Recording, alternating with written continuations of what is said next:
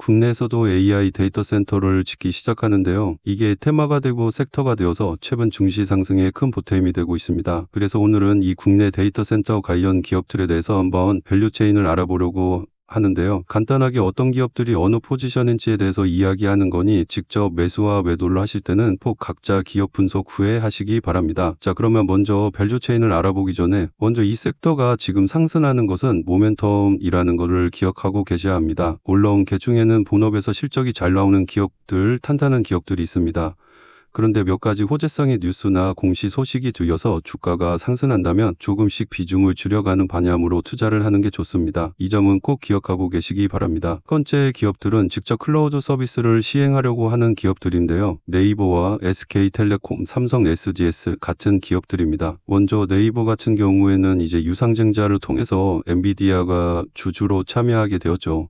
이게 사실은 굉장한 호재이긴 한데 한편으로는 이제 반대로 생각해야 될 게 엔비디아가 왜 굳이 네이버에 이렇게 유상증자 참여하면서 지분을 가지고 대주주가 되었을까? 결국에는 이제 그래픽카드를 팔기 위한 고객사를 유치하는 거다. 뭐 이렇게도 사실 볼 수가 있어요. 그래서 요렇게 뭐 엔비디아라든지 오픈 AI와 아직 계약을 하진 않았지만 실제로 이제 클라우드를 데이터 센터를 만들고 나서 이제 클라우드 고객이 필요한데 그 고객은 이제 오픈 AI가 약간 될 것 같은 그런 뉴스들이나 그런 게 있죠. 그러면 이런 게 뉴스로 나와서 주가에 반영이 돼서 이렇게 상승을 한다. 그러면 비중을 조금씩 줄여 가시는 게 투자를 하는 데 좋습니다. 제가 계속 이제 주가가 상승하면은 비중을 줄여라 하는 이유는 이게 데이터 센터를 짓는 과정이 굉장히 긴 과정이에요. 지금이 2026년 지금 제가 8월 5일인데 뭐 완공 시점이나 이런 시점이 2029년 이렇게 돼요. 그러면 그때까지 이 주가가 기대감만으로는 버틸 수는 없다. 실적이 무조건 지켜야 되는 건데 그때까지 실적이 지키거나 뭘 하지도 않기 때문에 그 기간 텀 사이에서는 무조건 다시 조정이 올 수밖에 없기 때문에 이렇게 올랐을 때 조정을 하라는 거고요. 네이버 같은 경우에는 지난번에 이제 30만 원 선까지 상승을 했었죠. 약간 6월 초였었는데 이번에 만약에 분위기를 잘 타서 25만 원 여기 뚫고 요 자리 뚫고서 다시 여기까지 간다. 그러면 이제 어디까지 사실 갈지는 모르지만 여기를 뚫고 이제 가준다 그러면 이제 조금 더 그 위까지 한 40만 원까지는 이제 기대해 봐야 되지 않겠냐. 그러면 이때 우리가 실적이 받쳐주면서 올라가면은 이 40만 원을 유지할 수 있고 한데 그게 아니라면은 이제 조전이 중간중간에 주가가 출렁거릴 수밖에 없어요. 그러면 그때 주가가 올랐을 때 이제 정리를 하셔라 조금씩. 그리고 다시 자기는 장기 투자를 하고 싶다. 그럼 이제 조정이 왔을 때 가격이 다시 빠졌을 때 다시 사면 되는 거니까 약간 그런 식으로 바라보시는 게 좋습니다. 자, 여기까지는 네이버였고요. 자, 그 다음은 삼성 SDS. 자, 여기도 사실 마찬가지죠. 마찬가지로 여기 삼성 SDS는 제가 굉장히 좋게 보는 기업 중에 하나인데 이것도 시간이 굉장히 많이 걸리는 사업이다 보니까 제가 이때 상승했을 때도 약간 일부는 정리하시라고 했었어요. 이야기를 해줬어요. 그리고 다시 이렇게 빠졌을 때는 다시 사고 이번에도 만약에 같은 논리로 같은 뉴스나 이런 걸로 상승을 하게 되면은 그냥 그대로 뭐 가지고 계시고 다시 이렇게 빠져서 다시 뭐 고통스러워 하지 마시고 이렇게 오르게 되면은 이때는 어느 정도 수익 실현을 하셔라. 근데 이게 지금 뭐 이 테마나 섹터가 어디까지 갈 수 있을지는 모르는데 지금 이제 주가가 우리 국내 코스피도 그렇고 회복 초입 단계잖아요. 그래서 어디까지 갈지 모르지만 이게 조금씩 중요한 자리를 뚫고 올라갈 때마다 조금씩 비중을 줄여 가시는 것도 사실 괜찮다. 이렇게 보고 있습니다. 이게 삼성 SDS에 뭐 길게 장기 투자를 하실 거면은 사실 상관없어요. 장기적으로는 이제 우상향 할 거는 사실 조금 뻔한 기업이거든요. 근데 그 시간이 조금 오래 걸릴 수 있다. 뭐 년 단위다. 이렇게 보시면 될 것 같습니다. 그리고 그 다음은 SK텔레콤. 자, SK텔레콤은 제가 조금 가끔씩 이야기를 하는데요. 여기도 마찬가지로 이런 자리에서는 제가 팔라고 이야기를 해드렸어요. 그리고 다시 이렇게 빠지면은 알아서 다시 채우셔라. 수량을. 그러면 이 SK텔레콤은 제가 장기 투자를 조금 종용하는, 추천하는 그런 기업이거든요. 그 이유는 뭐냐면 얘는 일단은 이 앞에 두 기업들과는 다르게 그래도 배당을 주고 하니까 그래도 버틸 만한 그런 소소한 재미가 있어요. 그리고 이 SK텔레콤은 이 앞에 두 네이버나 삼성 SDS하고 사업 규모가 달라요. SK텔레콤은 약간 지금 목표가 한 29년까지 5기가와트 정도 데이터 센터 규모를 약간 짓는 걸 목표로 하는 것 같더라고요. 이게 뭐 실제로 될지 안 될지 모르겠지만 잔디적으로 봤을 때는 이제 35년까지 뭐 15기가와트 뭐 이런 이야기도 있고 한데 사실 이런 거는 그냥 뭐 믿으시면 안 됩니다. 하지만 이렇게 이 세 지역들 중에서 그나마 가장 필요한 자원들이 사실 제일 좀 풍족하다고 해야 되나? 그렇게 보고 있는 기업이거든요. 우리가 AI 데이터 센터를 짓는데 이제 보통 미국 같은 경우에는 빅테크들이 많이 짓잖아요. 뭐 아마존이나 마이크로소프트나 구글 같은 그런 기업들이 짓는데 뭐 코어웨이브나 네비우스 이런 기업들도 요즘은 있죠. 네오클라우드 기업도. 근데 이제 SK텔레콤이나 네이버, 삼성 SDS도 이런 코어웨이브나 네비우스 같은 모델을 따라가려고 하는 것 같아요.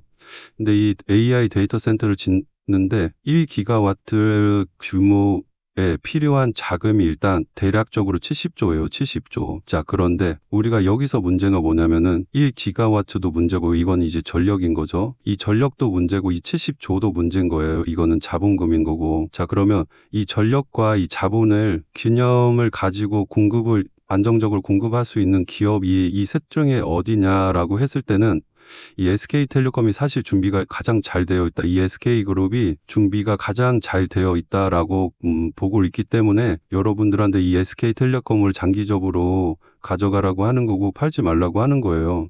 그러면 이제 클라우드의 수익성 같은 경우에는 빅테크에서 다 보여주고 있잖아요. 장사가 잘 되고 돈을 잘 벌고 있는 사업이기 때문에 이 모델을 가져다가 써서 얘네들도 이제 AI 데이터 센터를 짓는 거기 때문에 이 자본 규모와 이 전력을 쉽게 끌어올 수 있어서 데이터 센터를 지을 수만 있다면 돈을 버는 거는 쉽다는 거예요. 그러면 이제 네이버는 목표가 한 1기가와트 정도? 요 정도예요. 이제 데이터 센터 규모가 이건 점점 더 커질 수 있습니다. 그리고 한 번에 이렇게 짓는다는 게 아니라 보통 뭐 이제 뭐 100메가와트나 뭐 50메가와트 이렇게 작게 해서 지으면서 늘려가서 총 용량이 요 정도 된다는 거예요.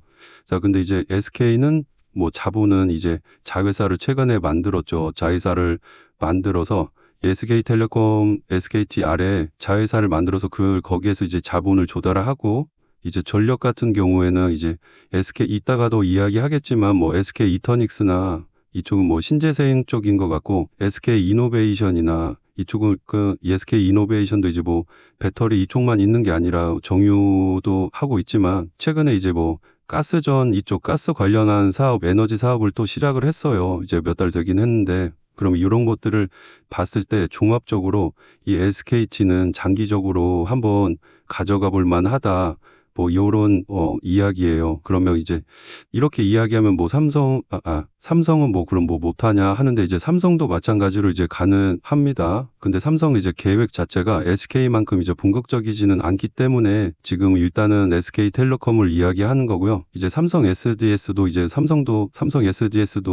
준비를 해서 약간 그런 사업적으로 가려는 것 같아요. 자, 여기까지가 이제 네오클라우드 사업을 진행하는 이제 맨 윗단의 기업들에 대해서 이야기를 해드렸습니다. 그리고 이제 그 다음에 보고 있는 기업이 GS그룹인데요. GS그룹은 이제 우리나라 동해안 지역이 동해였었는지 기억이 안 나는데 이제 또 강원도 동해안 쪽에 이제 AI 데이터 센터를 짓기로 한 거죠. 그럼 이제 GS는 이제 어느 기업에서 조금 주도적으로 하는지 모르겠는데 이제 GS가 좀 주가가 많이 올랐길래 좀 자세히 알아보지는 않았습니다. 그런데 간단하게 봤을 때 이제 GS 아래에 있는 자회사가 이제 뭐 AI 데이터 센터를 조금 총괄을 하는 것 같아요. 근데 요 기업은 GS는 이제 동해안에 발전소를 가지고 있어요. 발전소가 1.2기가와트 급인 걸로 알고 있어요. 그럼 이제 뭐가 해결됐어요? 이제 전력이 먼저 해결이 된 거죠. 그러면 이게 절차만 해결이 되면 이제 유지 1.2기가와트급으로 한 1기가와트급 바로 갈 수도 있는 거죠. 그럼 이렇게 이 데이터 센터를 지을 거예요. 그럼 이제 여기 GS그룹에서는 또 어디를 봐야 되냐면 GS건설을 저는 같이 보고 있거든요. 요거를 사실 요때 정도에 사실 이야기를 해드렸으면 좋겠는데 이제 보다가 제가 최근에 조금 건강이 조금 안 좋아져가지고 영상을 자주 못 올려서 이제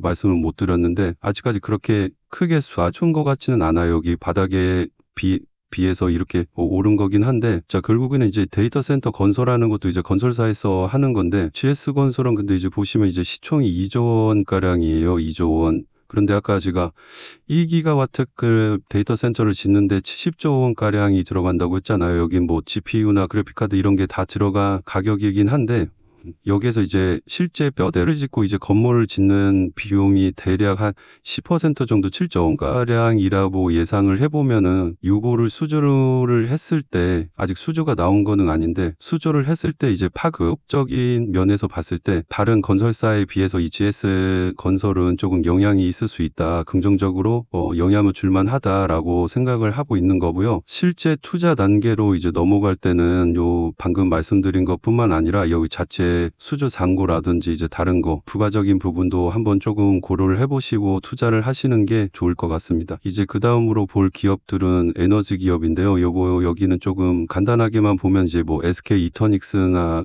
이런 기업들은 신재생 에너지 기업이죠. SK 이터닉스, 뭐 GNC 에너지 이런 기업들은 이제 뭐 GNC는 최근에 이제 흐름이 되게 좋았고, 그리고 공시도 하나 나온 게 있어가지고 이 가스터빈 발전기를 이제 납품하는 이제 계약이 나와가지고 매출의 12% 가량이죠. 자, 그런데 여기서 이제 알아두셔야 될 거는 이제 GNC 에너지는 가스터빈을 만드는 회사는 아니고 가스터빈을 사다가 설치를 해주는 기업인 겁니다. 그러면 이제 여기에서 이 계약 금액에서 얼만큼 마진을 남길 수 있는지를 보셔야 이 기업을 투자를 하는데 조금 판가름이 날 수 있고요. 그러니까 뭐 정부에서도 뭐 아리백 하면서 이제 신재생 에너지 이야기를 많이 하는데, 실제로 이제 기가와트급의 전력이 필요한 경우는 이게 2기가와트는 보통 이제 원전 한 기 뭐 이렇게 이야기를 하거든요. 그럼 이거를 뭐 태양광이나 풍력이나 뭐 연료전지나 이런 걸로 뭐 채운다? 이거는 사실 쉽지는 않은 거예요. 이게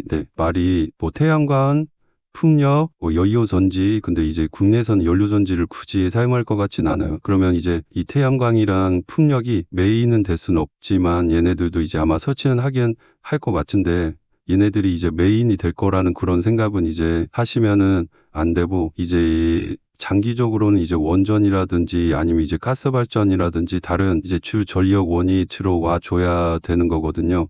이제 그런 면에서 이제 이 에너지 기업들을 투자를 하실 때는 그런 부분들을 좀 생각하시면서 투자를 하시는 게 좋아요. 그래서 SGC 에너지도 마찬가지로 여기는 이제 군산 쪽에 이제 발전소가 있는 걸로 알고 있는데, 그런 것들도 조금 찾아보시면서 이제 투자를 하시면 조금 이제 어떤 기업들이 좋고 아닌지 이런 것들을 조금 알 수 있을 것 같습니다.